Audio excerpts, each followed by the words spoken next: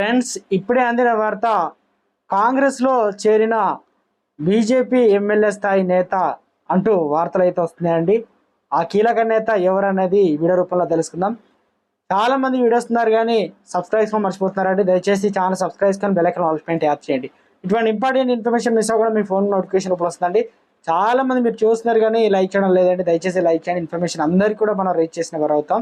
Daily follow అవుతుండండి. PCC working president Jaggareddy తన సంగారెడ్డి నియోజకవర్గంలో బీజేపీకి గట్టి షాక్ ఇచ్చారు. వ్యూహాత్మకంగా చక్రం తిప్పి బీజేపీ నియోజకవర్గ ఇన్ఛార్జిని కాంగ్రెస్లోకి రప్పించారు. జగ్గారెడ్డి సూచనలతో బీజేపీ ఇన్ఛార్జి పులిమామిడి రాజు కాంగ్రెస్ తీర్థం పుచ్చుకున్నారు. మంత్రి కొండా సురేఖ, జగ్గారెడ్డి, మెదక్ ఎంపీ అభ్యర్థి నీలం మధు ముదిరాజులు పులిమామిడి రాజును వెంట తీసుకొని సీఎం వద్దకు వెళ్లారు. సీఎం రేవంత్ రెడ్డి రాజు పార్టీ కండువ కప్పి ఆహ్వానించారు.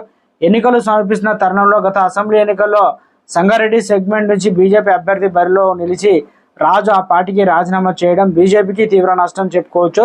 కాంగ్రెస్లో మరిన్ని చేరికలు ఉంటాయని ఆ పార్టీ నాయకుడు చెబుతుండడంతో ఏ పార్టీ నుంచి ఎవరెవరు చేరనున్నారనే అంశం ఇప్పుడు రాజకీయంగా ఆసక్తికరంగా రేగుతుంది.